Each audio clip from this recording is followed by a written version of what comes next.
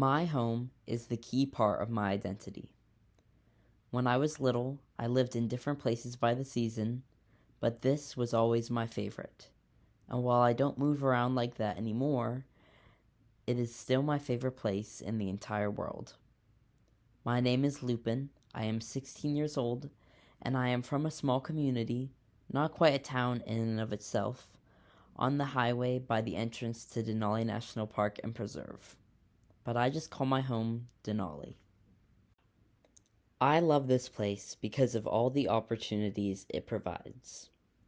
Skiing, hiking, camping, experiencing the backcountry, subsistence, and viewing both the scenery and the wildlife are just some things that I can name.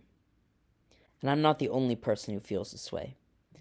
Every year, hundreds of thousands of people travel here to experience some of those things that I love. While the park and the land itself both provide lots for those who treat it with care, what I love most about this place is that it doesn't need to be exploited in order to have value. It simply needs to exist.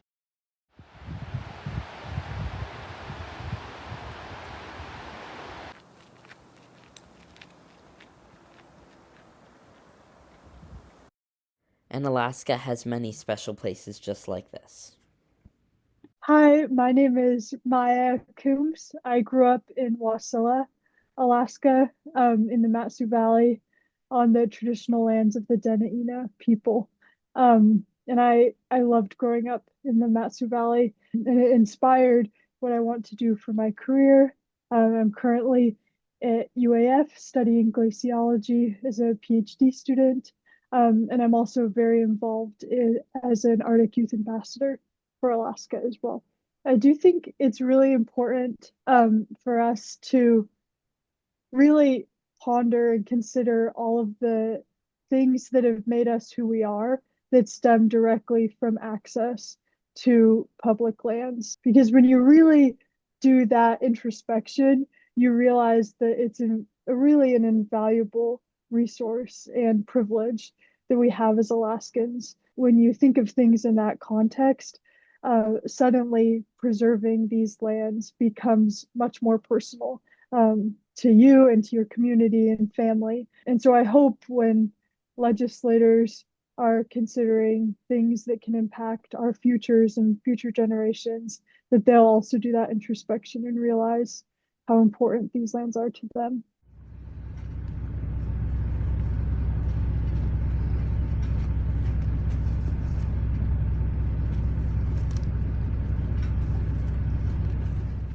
But Denali is facing threats because of climate change.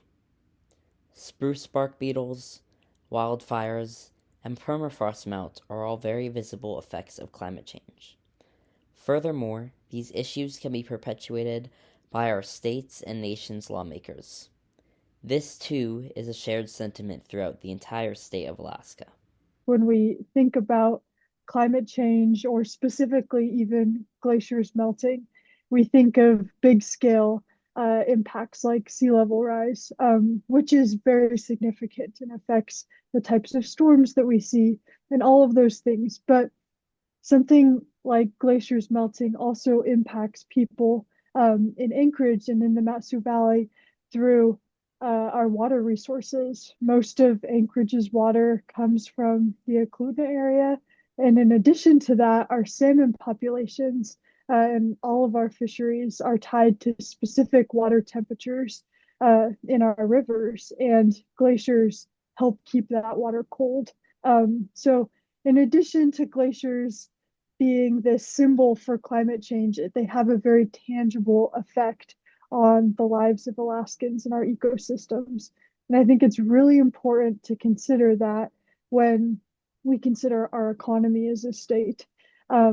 And in addition to the importance of considering glacial recession and glacial changes, I also think it's important in the Matsu Valley to think about how our population is already increasing, but it's going to increase even more over the next 20, 30, 50 years. And I think it's really important to prioritize conserving some of that land now so that we can protect ways of life, but then we can also protect the ecosystems that we all rely on, so that when future generations are living on these lands and we're not here anymore, they can experience some of the things that we've had the privilege of experiencing.